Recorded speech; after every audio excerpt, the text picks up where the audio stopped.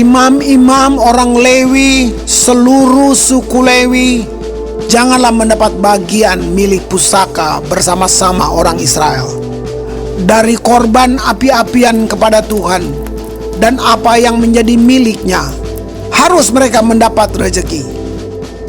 Janganlah ia mempunyai milik pusaka di tengah-tengah saudara-saudaranya. Tuhanlah milik pusakanya, seperti yang dijanjikannya kepadanya. Inilah hak imam terhadap kaum awam, terhadap mereka yang mempersembahkan korban sembelihan, baik lembu maupun domba. Kepada imam haruslah diberikan paha depan, kedua rahang, dan perut besar. Hasil pertama dari gandummu, dari anggurmu dan minyakmu, dan bulu guntingan pertama dari dombamu haruslah kau berikan kepadanya.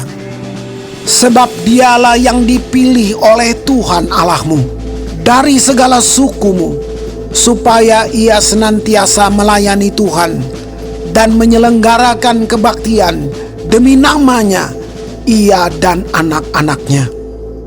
Apabila seorang Lewi datang dari tempat manapun di Israel, di mana ia tinggal sebagai pendatang, dan dengan sepenuh hati masuk ke tempat yang akan dipilih Tuhan, dan menyelenggarakan kebaktian demi nama Tuhan Allahnya, sama seperti semua saudaranya, orang-orang Lewi yang melayani Tuhan di sana, maka haruslah mereka mendapat rezeki yang sama, dengan tidak terhitung apa yang ia peroleh dengan menjual harta nenek moyangnya.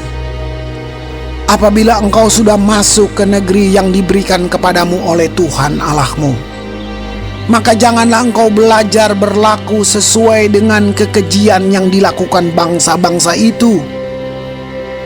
Di antaramu janganlah didapati seorang pun yang mempersembahkan anaknya laki-laki atau anaknya perempuan sebagai korban dalam api, ataupun seorang yang menjadi petenung, seorang peramal, seorang penelaah, seorang penyihir, seorang pemantera, ataupun seorang yang bertanya kepada arwah atau kepada roh peramal, atau yang meminta petunjuk kepada orang-orang mati.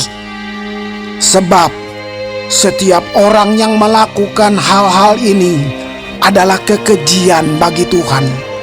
Dan oleh karena kekejian inilah Tuhan Allahmu menghalau mereka dari hadapanmu.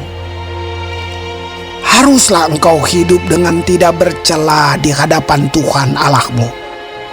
Sebab bangsa-bangsa yang daerahnya akan kau duduki ini mendengarkan kepada peramal atau petenung, tetapi engkau ini tidak diizinkan Tuhan Allahmu melakukan yang demikian.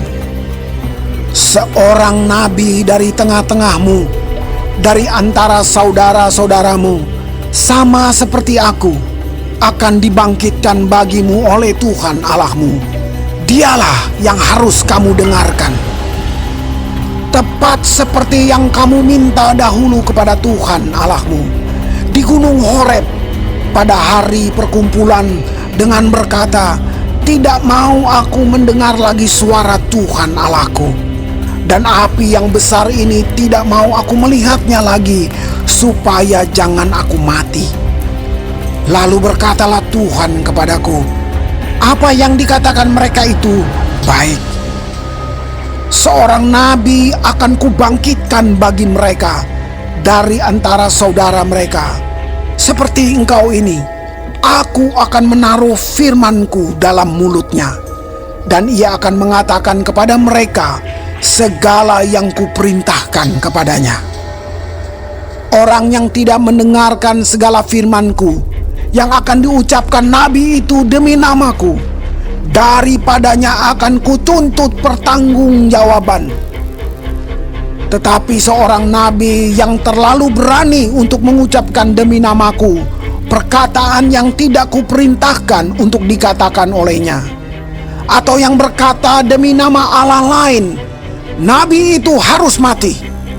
Jika sekiranya kamu berkata dalam hatimu, bagaimanakah kami mengetahui perkataan yang tidak difirmankan Tuhan. Apabila seorang nabi berkata demi nama Tuhan dan perkataannya itu tidak terjadi dan tidak sampai, maka itulah perkataan yang tidak difirmankan Tuhan. Dengan terlalu berani nabi itu telah mengatakannya, maka janganlah gentar kepadanya.